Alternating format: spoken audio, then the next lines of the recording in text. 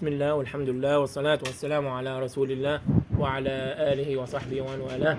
أهلا بكم إخواني في الحلقة 86 من شرح أحاديث عن النبي محمد صلى الله عليه وسلم من تخريج الإمامين بخاري ومسلم رحمهم الله تعالى.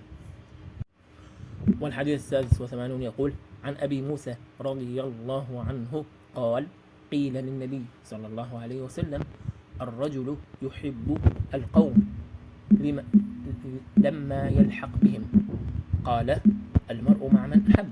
متفق عليه. العناوين مقترحة لهذا الحديث: محبة الطيبين، أو صحبة الصالحين، أو المرء مع من أحب. أبرز القيم لهذا الحديث: قيمة الحرص على صحبة ومحبة الصالحين، قيمة الحذر من صحبة ومحبة الفاسدين.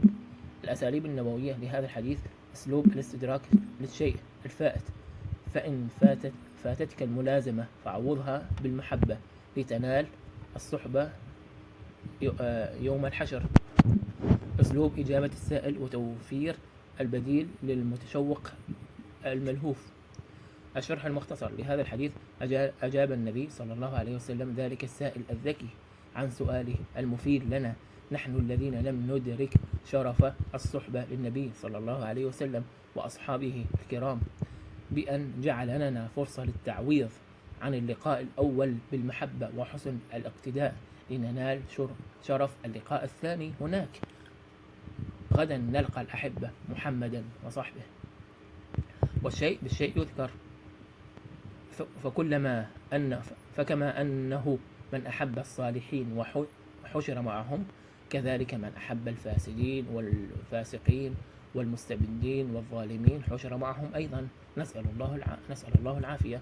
قال ابن حجر رحمه الله تعالى في فتح الباري: فيه فضل حب الله ورسوله صلى الله عليه وسلم والصالحين وأهل الخير الأحياء منهم والأموات، ومن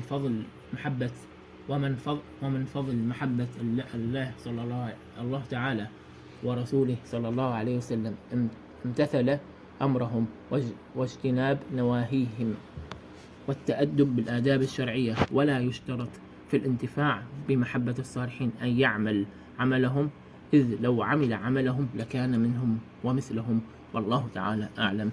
والسلام عليكم ورحمة الله تعالى وبركاته. نراكم في الدرس القادم بإذنه تعالى.